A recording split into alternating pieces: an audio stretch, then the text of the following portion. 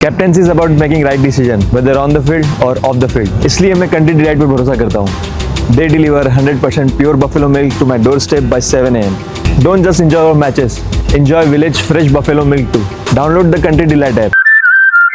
జగదీశ్వర్ రెడ్డి గారు మాట్లాడిన మాటలు సార్ మీడియా మీద వాళ్ళు పెట్టే తమ్ముళ్ళు దీని మీద మనం చూసాం.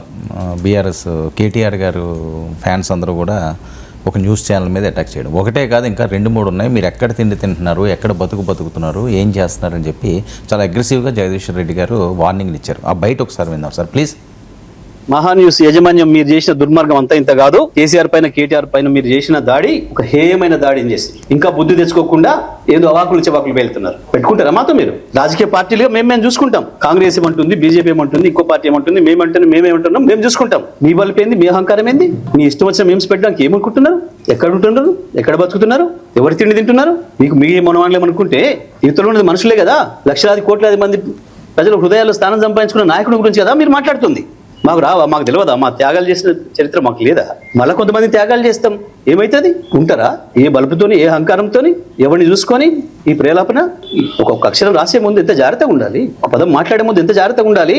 ఇప్పుడు నేను మాట్లాడిన ప్రతి అక్షరం పూర్తి కాన్షియస్తోనే మాట్లాడుతున్నా. సంవత్సరం ఓపిక బట్టి కేసీఆర్ మీద, కేటీఆర్ మీద మీరు నిన్న మొన్న చేస్తున్నది నీది మీడియానా? నీది మీడియా హౌస్ కాదు, స్లాటర్ హౌస్. ఇంకా 2-3 కూడా ఉన్నాయి దాంతోపాటు స్లాటర్ హౌస్. చెప్తాం తప్పకుండా, అందరి సంగతి చెప్తాం, ఎవరిని వదిలిపెట్టాం, ఎంతవరకైనా చూస్తాం. మేము ఇదే పద్ధతి కొనసాగిస్తామని కనుక మీరు అహంకారంతో పోతే మా పద్ధతులు మాకు కూడా ఉన్నాయి. తప్పకుండా ఈ స్లాటర్ హౌస్లో పనిపడతాం. ఎట్లా ప్రజలతో శిక్ష పెంచాలో వేయిస్తాం. ఇది స్లాటర్ హౌసెస్ కూడా లీగల్ పర్మిషన్ ఉంటే స్లాటర్ చేసుకోవచ్చు. లీగల్ పర్మిషన్ ఉంటే స్లాటర్ హౌసెస్ కూడా ఒకటి జగదీష్ రెడ్డి కోపం రావడాన్ని అర్థం చేసుకోవచ్చు. ఎందుకంటే నేను కూడా ఇప్పుడు తీసేసినట్టున్నారు. చాలా అభ్యంతరకరమైన థంబ్నెయిల్స్ పెట్టారు. అది వ్యక్తిగతంగా హాని చేసే రీతిలో థంబ్నెయిల్స్ పెట్టారు. దాంట్లో ఏం డిస్ప్యూట్ లేదు, నిజం అది. సో అందువల్ల ఆ మేరకు అసహనాన్ని, కోపాన్ని వీ కెన్ అండర్స్టాండ్. ఎందుకంటే రాజకీయాల్లో విమర్శలు చేయొచ్చు, కానీ వ్యక్తిగత క్యారెక్టర్ అసాసినేషన్ చేయడాన్ని ఎట్టి పరిస్థితుల్లో యాక్సెప్ట్ చేయకూడదు. సో అది ఏ ఛానల్ చేసినా అది తప్పే. అందువల్ల ఫస్ట్ పాయింట్, బీఆర్ఎస్ నేతలకు వచ్చే కోపాన్ని వీ కెన్ ఆల్వేస్ అండర్స్టాండ్. కానీ రెండవ సమస్య, ఏ న్యూస్ వేస్తారు? బీఆర్ఎస్ అడిగి తెలంగాణ భవన్లో పర్మిషన్ తీసుకొని న్యూస్ వేయరు కదా. సో తెలంగాణ భవన్లో అనుమతులు తీసుకొని న్యూస్ వేయరు. News media is independent. Of course news media ఇండిపెండెంట్గా లేదు కనుకనే ఈ సమస్యలు వస్తున్నాయి. బయాస్డ్గా ఉండడం వల్లనే ఈ సమస్యలు వస్తున్నాయి.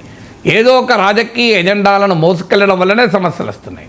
మన ఇంకో 2-3 ఛానళ్ళు కూడా అన్నారు, మనకు అందరికీ తెలుసు ఆయన ఎవరిని అంటున్నాడని. నేను చెప్పాల్సిన అవసరం లేదు, మీరు చెప్పాల్సిన అవసరం లేదు. చాలా క్లియర్గా ఎవరి ప్రోద్బలంతో చేస్తున్నారని కూడా ఇంకో మాట పడాడు. మరి అంటే ఆయన జగదీష్ రెడ్డి దృష్టిలో తెలుగుదేశం దీని వెనకాల నుండి నడిపిస్తుందనా? తెలుగుదేశం చంద్రబాబు నాయుడుతో రేవంత్ రెడ్డికి ఉన్న మంచి సంబంధం వల్ల రేవంత్ పట్ల కూడా టీడీపీ అనుకూల మీడియా పాజిటివ్గా ఉండడం వల్ల టీఆర్ఎస్కి ఏమైనా ఆగ్రహం తెప్పిస్తోందా అనేది చూడాలి. ఎందుకంటే ఆయన రెఫర్ చేస్తున్న మీడియా ఆంధ్రప్రదేశ్లో తెలుగుదేశానికి అనుకూలంగా వార్తలు రాసేటువంటి మీడియా. తెలంగాణలో కూడా కాంగ్రెస్, రేవంత్ రెడ్డి పట్ల, ముఖ్యంగా కాంగ్రెస్ పట్ల కాదు, సానుకూలంగా ఉంది అనేది వారి ఆరోపణ. బట్ అందువల్ల బీఆర్ఎస్ ఆరోపణ దీని వెనకాల ఎవరో ఉండి చేస్తున్నారని. బయాస్డ్ మీడియా అనేది డెమోక్రసీలో అలవాటు అయిపోయింది. ఇప్పుడు దేశవ్యాప్తంగా కూడా ఇండిపెండెంట్ మీడియా ఎక్కడుంది? అందుకే తాజాగా ప్రపంచవ్యాప్తంగా సర్వే జరిపితే టీవీ ఛానళ్ళు, పత్రికల వ్యూవర్షిప్, రీడర్షిప్ తగ్గిపోతుంది. మీకు సోషల్ మీడియాలో YouTube is now the major source of news. మీకు వరల్డ్ వైడ్గా ఇండియాలో కూడా 54% మేము యూట్యూబ్లో న్యూస్ చూస్తున్నామన్నారు. అక్కడ కూడా మళ్ళీ ట్రస్ట్ డెఫిసిట్ వచ్చింది యూట్యూబ్లో కూడా. సోషల్ మీడియాలో కూడా ఎట్లా పడితే అట్లా, కనీసం టీవీలలో, పత్రికల్లో కనీసం కొంతన్నా క్యూరేటింగ్ ఉంటుంది. అంటే మంచి, చెడు, రైటా, రాంగా అనే కాస్త స్క్రీనింగ్ ఉంటుంది. సోషల్ మీడియా అయితే మష్రూమింగ్, పుట్టగొడుగులాగా పుట్టుకొచ్చి ఇంకా అడ్డగోలుగా అయిపోయింది. బట్ ఏదైనా బయాస్డ్ మీడియాను ప్రశ్నించాల్సిందే, అనుమానమే లేదు. కానీ ఆ ప్రశ్నించే క్రమంలో మేము దాడులు చేస్తాము, అది చట్టం అంగీకరించదు. చట్టం అందులో ఒక రాష్ట్రాన్ని 10 ఏళ్ళు పాలించినటువంటి పార్టీ దాడులు చేస్తామని బహిరంగంగా బెదిరించడం సరైనది కాదు. వారి అసహనానికి ఖచ్చితంగా నేను అర్థం చేసుకోగలను. బీఆర్ఎస్ కార్యకర్తల కడుపు మండడంలో రక్తం మరిగిపోవడం, ఈ భాష నేను ఐ కెన్ అండర్స్టాండ్. ఎందుకంటే కేటీఆర్ పైన ఆ రకమైన తమ్నెల్స్ పెట్టాక సహజంగానే కోపం వస్తుంది. అందువల్ల media should also behave responsibility. మనం విమర్శలు చేయొచ్చు, కానీ రాజకీయ పార్టీలు ఏంటంటే విమర్శల్ని కూడా అంగీకరించని పరిస్థితులు ఉన్నారు. ఇక ఇదంతా ఇది ఎక్కడికి పోతుంది అనేది ఏమి చెప్పలేము. కానీ బహిరంగంగానే మేము దాడులు చేస్తాం అని ఇంకోటి బీఆర్ఎస్ను వ్యతిరేకిస్తే తెలంగాణనే వ్యతిరేకించినట్లు, ఉద్యమ కాలము మాటలు తెలంగాణ ఎక్కడ తింటున్నారు, ఎడ బతుకుతున్నారు అంటే ఇండైరెక్ట్గా ఏం చెప్తున్నట్లు. సో అందువల్ల తెలంగాణలో ఉండి మీరు తెలంగాణకు వ్యతిరేకం అంటే బీఆర్ఎస్కు వ్యతిరేకం అంటే తెలంగాణకు వ్యతిరేకం అని చెప్పదలుచుకున్నారు.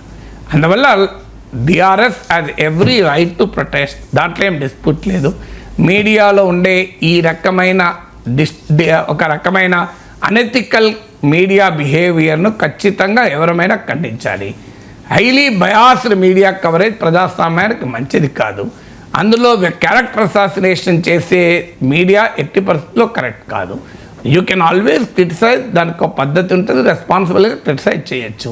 లేనప్పుడు చట్టం ఉంది, న్యాయ వ్యవస్థ ఉంది, కోర్టులు ఉన్నాయి, లేదా డెమోక్రటిక్గా ప్రొటెస్ట్లు కూడా చేయొచ్చు, అభ్యంతరమే లేదు. కానీ మేము బలవంతంగా అటాక్లే చేస్తాం, law and order problem create చేస్తాం, తెలంగాణలో దాడులు చేస్తామంటే I don't think that is a responsible political behaviour.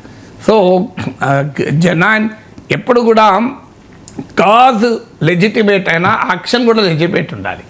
Cause legitimate అయి యాక్షన్ ఇల్లిజిటిమేట్ ఉండకూడదు.